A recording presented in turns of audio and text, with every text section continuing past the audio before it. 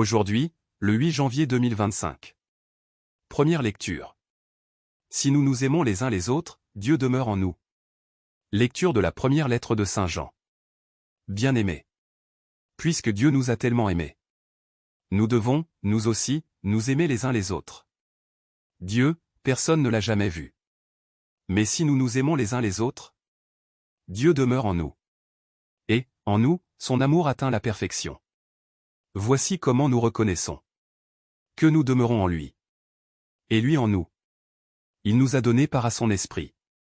Quant à nous, nous avons vu et nous attestons que le Père a envoyé son Fils comme Sauveur du monde. Celui qui proclame que Jésus est le Fils de Dieu. Dieu demeure en lui. Et lui en Dieu. Et nous, nous avons reconnu l'amour que Dieu a pour nous. Et nous y avons cru. Dieu est amour.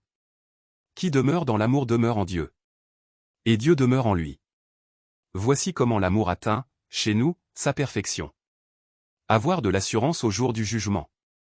Comme Jésus, en effet, nous ne manquons pas d'assurance en ce monde. Il n'y a pas de crainte dans l'amour. L'amour parfait bannit la crainte, car la crainte implique un châtiment. Et celui qui reste dans la crainte n'a pas atteint la perfection de l'amour. Parole du Seigneur. Nous rendons grâce à Dieu. Psaume. Tous les rois se prosterneront devant lui. Tous les pays le serviront. Dieu, donne au roi tes pouvoirs. À ce fils de roi ta justice. Qu'il gouverne ton peuple avec justice. Qu'il fasse droit aux malheureux. Les rois de Tarsis et d'Éil apporteront des présents. Les rois de Saba et de Séba feront leur offrande. Tous les rois se prosterneront devant lui. Tous les pays le serviront. Il délivrera le pauvre qui appelle.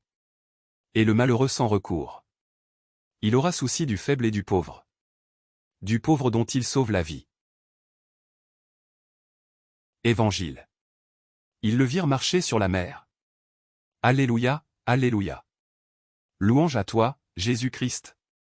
Manifesté dans la chair. Proclamé parmi les nations.